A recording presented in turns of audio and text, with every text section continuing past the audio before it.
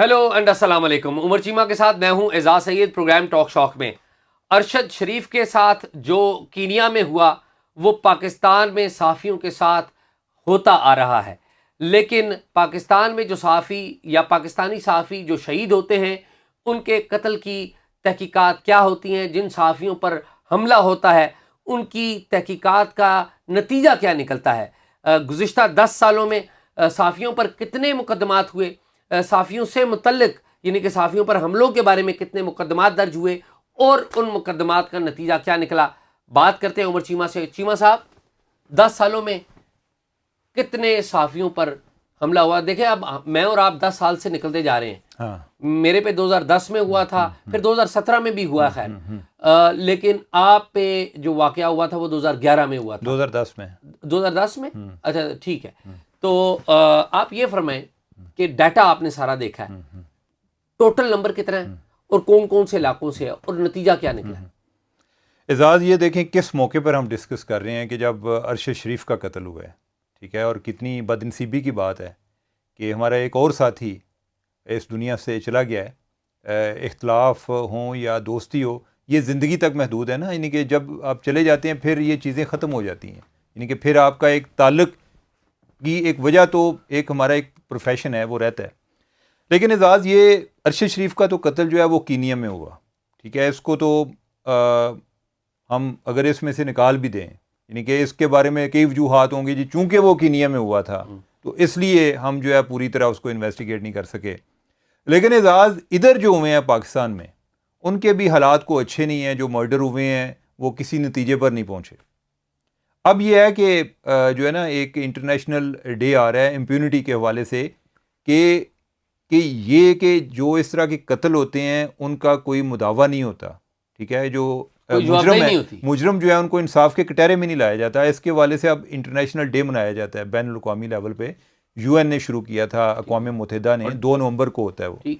لیکن یہ ہے کہ جیسے ارشد کا یہ مرڈر ہوا تو اس کے حوالے سے فریڈم نیٹ ورک ایک آرگنائزیشن ہے، اور وہ جو جرنلسٹ ہیں ان پر جو اٹیکس ہوتے ہیں، میڈیا فریڈم، جرنلسٹوں کی حفاظت کے متعلقہ معاملات، ان پر جو ہے وہ کام کرتے ہیں. تو ان کی جو رپورٹ آئی ہے وہ بڑی اعزاز بڑی پریشان کن ہے. یہ ایک طرح کی یاد دہانی ہے، یعنی کہ ہمیں پہلے کوئی یہ نہیں تھا کہ ہم بے خبر تھے، لیکن وہ ایک یاد دہانی ہے. اس میں یہ ہے کہ انہوں نے 10 سال کا ڈیٹا اکٹھا کیا ہے، کیونکہ یہ دن منانا جو شروع ہوا تھا 2012 میں ہوا تھا، تو اب 10 سال ہونے والے ہیں. تو وہ 10 سال کا جو ڈیٹا ہے اعزاز، اس میں آپ دیکھیں کہ جو اس دوران جو پاکستان میں جرنلسٹ قتل ہوئے ہیں ان کی تعداد ہے 53 یعنی 53، ٹھیک ہے. 10 سالوں میں 53 افراد قتل، 53 صحافی قتل ہوئے. جی بالکل. تو یعنی اس میں کوئی بھی آپ سمجھیں کہ 96% کیسز میں جو مجرم ہے وہ نہیں پکڑے گئے یا ان کو سزا نہیں ہوئی، ٹھیک ہے. اچھا، اور اس کی جو ایک انہوں نے ایک تجزیہ کیا ہے مختلف پہلوؤں کو مد نظر رکھتے ہوئے کہ کس نے کوئی پہلے کوئی تھریٹ کے بارے میں آگاہ کیا، کس نے نہیں کیا. حالانکہ نتیجہ ہر 2 صورتوں میں ایک ہی نکلا کہ جس نے پہلے بتا بھی دیا کہ مجھے تھریٹ ہے. بعض اوقات یہ بھی نہیں ہوتا کہ آپ کو پتہ بھی ہو کہ کوئی آپ کو ٹارگٹ کر رہا ہے. اور اعزاز ایک اور ویسے آپس کی بات ہے کہ اگر کسی کے ساتھ اس طرح کا مسئلہ نہ ہو تو پہلے کوئی اپنے دفتر میں بتا دے یا کولیگز کو بتا دے کہ مجھے تھریٹس آ رہی ہیں، تو دوسرے لوگ مذاق اڑاتے ہیں، ٹھیک ہے، کہ لو جی اس کو بھی تھریٹس آ رہی ہیں اب، ٹھیک ہے. تو کئی لوگ جو ہیں وہ اس وجہ سے بھی جو ہے وہ کبھی ذکر نہیں کرتے.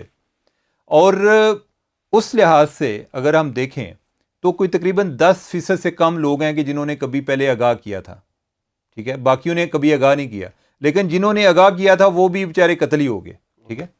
اچھا، ایک جو بڑی ایک انٹرسٹنگ لیکن بڑی افسوسناک بات ہے، یعنی کہ وہ ایریا کے جو ہم سے عام طور پہ اگنور ہوتا ہے.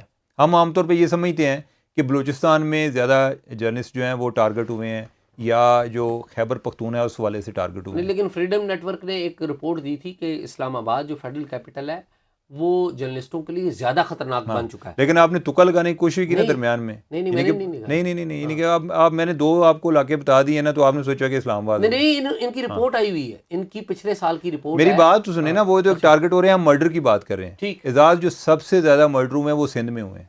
اچھا، ہاں اچھا، ٹھیک ہے. سندھ میں سب سے زیادہ جرنلسٹ قتل ہوئے ہیں, اور آپ کو پتہ ہے کہ کئی دفعہ یہ اندرون سندھ میں احتجاج بھی چل رہے ہوتے ہیں جو ادھر اگنور ہو جاتے ہیں, کوئی اتنا زیادہ اس پر توجہ نہیں جاتی. سندھ میں سب سے زیادہ ہوئے ہیں, اور دوسرے نمبر پہ پنجاب ہے. دوسرے نمبر پنجاب جی ہے. جی جی, اچھا, ہاں, یعنی آپ سمجھیں کہ جیسے کوئی 23% جو ہیں وہ سندھ میں ہوئے ہوں تو 21% جو ہیں وہ پنجاب میں ہیں. اچھا, ہاں, اور تیسرے نمبر پہ اچھا جو خیبر پختون ہے اور جو بلوچستان ہے ان میں ایک جتنے ہیں. اچھا, برابر ہی ہے. ہاں, اچھا, تو اور اسلام آباد کا کیا حال ہے؟ اسلام آباد میں ایک مرڈر ہوا تھا. ایک مرڈر ہوا, ٹھیک, 10 سال میں نا. ٹھیک ہے. تو لیکن یہ ہے کہ اسلام آباد میں جو ہوتا ہی ہے کہ اصل میں جس جگہ پر آپ آپریٹ کر رہے ہوتے ہیں نا, تھریٹ لیول اور جو تھریٹ ایکٹر ہیں وہ ڈیفرینٹ ہوتے ہیں. جی ہاں, ٹھیک ہے. مثلا جو سب سے زیادہ جو نان اسٹیٹ ایکٹرز ہیں, ٹھیک ہے, وہ آپ کو ملیں گے کوئی کے پی میں ملیں گے, ٹھیک ہے, بلوچستان میں ملیں گے. ٹھیک ہے. جو زیادہ ایک گینگز ہیں وہ آپ کو سندھ میں ملیں گے جو ٹارگٹ کرتے ہیں. جو آرگنائزڈ کرائم ہے وہ آپ کو پنجاب میں ملے گا. ٹھیک بات, ٹھیک ہے. تو اس طرح کی سچویشن ہے. لیکن چیمہ صاحب ایک بات یہ بھی ہے, میں اپنی بات کو آگے بڑھاتا ہوں کہ فریڈم نیٹ ورک نے ایک رپورٹ دی ہوئی ہے, غالباً پچھلے سال کی یہ رپورٹ ہے. اس میں انہوں نے انکشاف کیا کہ اسلام آباد جو کہ فیڈرل کیپٹل ہے, یہ جرنلسٹ کے لیے سب سے زیادہ غیر محفوظ بن چکا ہے. وہ ان کا جو ہے نا, اچھا اب یہ ہے کہ جو ادھر تھریٹ کی نیچر ہے وہ زیادہ ہراسمنٹ ہے. جی ہاں, یعنی کہ ہراساں کیا جانا. ٹھیک. جو لوگ اپنی زندگی سے ہاتھ دھو رہے ہیں وہ زیادہ دوسری جگہوں پہ ہیں. ٹھیک ہے. اچھا, ایک تو یہ چیز آ گئی. باقی اس میں یہ ہے کہ اگر ہم دیکھیں نا کیٹیگری وائز کے جو قتل ہونے والے صحافی ہیں, زیادہ وہ پرنٹ میڈیا سے تھے, وہ الیکٹرانک میڈیا سے تھے, وہ ڈیجیٹل میڈیا سے تھے, ریڈیو سے تھے. سب سے زیادہ جو ہیں وہ پرنٹ میڈیا کے. ٹھیک ہے. دوسرے نمبر پہ ٹی وی ہے, تیسرے نمبر پہ ڈیجیٹل ہے. ڈیجیٹل میں کوئی سٹیزن جرنلسٹ بھی آتے ہیں لیکن ان کی تعداد ابھی کم ہے. یعنی کہ زیادہ جو ہے, یعنی کہ جو پروفیشنل جرنلسٹ ہیں وہ ٹارگٹ ہوئے ہیں. اگر آپ جو ہے جینڈر کے حوالے سے دیکھیں تو 2 خواتین جو ہیں وہ بھی ٹارگٹ ہوئی ہیں, لیکن ان کو جو ٹارگٹ کرنے والے ہیں وہ ان کے خاوند ہیں. ٹھیک. کہ جنہوں نے کہا کہ آپ جو ہے جرنلزم چھوڑ دیں, انہوں نے کہا ہم نے نہیں چھوڑنی. اس بنیاد پہ جو ہے یعنی کہ ان کو مار دیا. ٹھیک ہے. اچھا اعزاز, ایک جو اور انہوں نے جس اینگل سے دیکھے نا کہ اب ہم نے یہ تو بات کر دی جی کہ 96% جو ہیں ان کا کیس سالو بھی نہیں ہوا. اب ہوتا کیا ہے, یہ 4% ان کا کیس سالو ہوئے ہیں. ہاں, یعنی کہ کوئی آپ اس میں آپ سمجھ لینا کہ اس کو کیا نام ہے, جو اپنے ہمارے ولی بابر تھے, ٹھیک ہے, ان کا جو ہے یعنی کہ لوگ جو ہیں وہ ان کو سزا وغیرہ ہوئی. ایک کوئی اور ایک کیس تھا یعنی کہ اس میں ہوئی. تو ایک میرے اہل شاید بلوچستان میں تھا, ٹھیک ہے, اس میں ہوئی. تو وہ کئی سٹیجز پہ ہوتے ہیں نا کہ آگے کو اپیل میں گیا ہوا ہے کوئی, ہاں, اس طرح کا معاملہ. جس طرح آپ دیکھیں کہ ڈینی پل کا کیس ہے, وہ ابھی تک جو ہے وہ کبھی سپریم کورٹ پہنچ جاتا ہے. سپریم کورٹ نے تو اب فرق کر دیا, ہاں, وہ کر دیا. لیکن یہ نا کہ کتنی دیر چلا, یعنی کہ ان کو سزا بہت دیر پہلے ہو چکی تھی. اچھا, اب ہوتا کیا ہے, یعنی کہ انہوں نے بتایا جی کہ پہلے نمبر پہ تو ایف آئی آر ہی نہیں ہوتی. زیادہ تر کیسز میں ایف آئی آر درج ہوئی ہے. ٹھیک ہے. کوئی 1-2 کیسز ایسے ہیں کہ جس میں فیملی نے ایف آئی آر نہیں کرائی, کہ جیسے ہوتا ہے نا کہ آپ ایک سسٹم سے مایوس ہوتے ہیں کہ ایف آئی آر کرا کے ہمارا کیا بنے گا. ٹھیک ہے. یہ ہے کہ انصاف تو ملنا نہیں ہے, آگے بچوں کے لیے کوئی دشمنیاں پیدا ہو جائیں گی, ان کو تھریٹس آئیں گی. ایف آئی آر ہوگی, اس کے بعد آتا ہے چلان والا معاملہ. ٹھیک ہے. اچھا, چلان میں جو ہے آگے مختلف جگہوں پہ سچویشن ڈیفرنٹ ہے. مثلا یہ ہے کہ جو بلوچستان ہے اور سندھ ہے, اس میں چلان جو ہے نا وہ جمع کرائے گئے ہیں. اس کے برعکس جو کے پی ہے اور جو پنجاب ہے, اس میں یعنی کہ بہت سارے کیسز جو ہیں وہ چلان تک ہی روکے ہوئے ہیں. کہ چلان یہ ہوتا ہے کہ آپ نے ایک انویسٹیگیشن مکمل کر لی ہے, آپ نے آگے عدالت میں جمع کرا دی, جس کے بعد ٹرائل شروع ہونا ہے. ٹھیک ہے. تو لہٰذا اس لحاظ سے سندھ اور بلوچستان بہتر ہیں. ٹھیک ہے. لیکن جو آگے پروسیکیوشن آتی ہے, استغاثہ, یعنی کہ جنہوں نے آگے جا کے کیس کنٹیسٹ کرنا ہے, اس میں پھر وہ جو ہے وہ ویک ہے, سندھ اور بلوچستان. اس لحاظ سے جو ہے ان کی کوئی صورتحال کو بہتر ہے, پنجاب کی کو بہتر ہوگی. ٹھیک ہے. تو آگے پھر اگلی سٹیج آ گئی کہ جو ہے ایک کنکلوژن کا. ٹھیک ہے. اچھا, کنکلوژن کے لحاظ سے بھی کوئی کیسز جو ہیں وہ ویری کرتے ہیں فرام پلیس ٹو پلیس. تو لیکن جو سزا ہے, جو کنوکشن ہے, یعنی کہ وہ ہم نے جس طرح آگے بات کی کہ کوئی 4% کیسز ہیں کہ جن میں ہوئی ہے. تو اب یہ ہے کہ ہمارے ہاں جو ہے وہ جرنلسٹ پروٹیکشن بل جو ہے وہ بھی پاس ہو چکا ہے. ٹھیک ہے. کسی کیس میں آج تک جو ریاست ہے وہ پارٹی نہیں بنی, اور نہ صرف کہ ریاست پارٹی نہیں بنی, جو ہماری میڈیا آرگنائزیشن ہے, یہ کتنا ایک ادروائز ہو سکتا ہے کہ ایک جرنلسٹ ہے وہ کسی چھوٹے اخبار کا ہو, یا وہ کہیں ٹرائبل ایریا میں یا کسی اور جگہ پر ہے, تو وہ کوئی 2-3 اخباروں کے لیے ادھر رپورٹ کر رہا ہو، لیکن جب وہ مرڈر ہوگا سارے اس کو اون کریں گے کہ ہمارا جو جرنلسٹ ہے وہ مرڈر ہو گیا، کہ جیسے ہمارے جو جرنلسٹ ہیں وہ جان ہتھیلی پہ لیے بیٹھے ہیں، اور جو میڈیا آرگنائزیشن ہے وہ ان کو بڑی ان کی فکر ہے، لیکن وہ فکر جو ہے وہ اس کا ایک تشہیر تک ہوتی ہے، اس کے بعد آج تک کبھی یہ نہیں ہوا کہ کسی کوئی میڈیا آرگنائزیشن پارٹی بنی ہو جی کہ یہ چونکہ ہمارا امپلائی تھا تو ہم اس کا کیس کنٹیسٹ سیما کریں صاحب گے۔ پارٹی اس کے فیملی کو نہیں کوئی پوچھتا؟ ہاں نہیں کوئی یہ بڑی جرنلسٹ ہاں اب ارشد شریف ہاں کے ساتھ جو ہو ہاں گیا ہے ہاں اس کی فیملی کا کیا بنے ہاں گا؟ یہ 4 دن کی بات ہے، جی 4 دن کے بعد ہے، یعنی کہ اس 4 دن کے بعد کوئی پوچھنے والا نہیں ہوگا۔ بالکل صحیح بات۔ لوگ جو ہے آپ یہی دیکھیں نا، سلیم شہزاد ہے جی ہاں تو شروع میں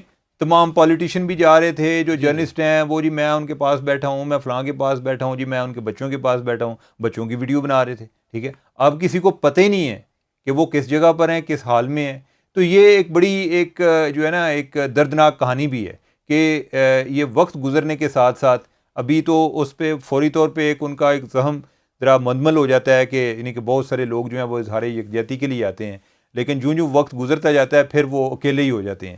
اور اسی طرح کے جو ٹرائل سٹیجز پہ جو کیس گئے، کنوکشن سے پہلے کوئی 2-3 کیسز ایسے بھی ہیں کہ جس میں فیملیز نے آؤٹ آف کورٹ سیٹلمنٹ کر لی، ٹھیک ہے۔ اچھا اب یہ ہے کہ اگر ہم اپنے ایک معاشرتی پس منظر کو دیکھیں تو ایسا بھی ہوتا ہے یعنی کہ لوگ آپ پر بڑا ایک سٹل طریقے سے پریشر بھی ڈالتے ہیں کہ جی دیکھیں یعنی کہ انہوں نے تو یہ طاقتور ہیں، انہوں نے تو فلاں جگہ سے نکل ہی جانا ہے تو آپ ان سے کر لیں۔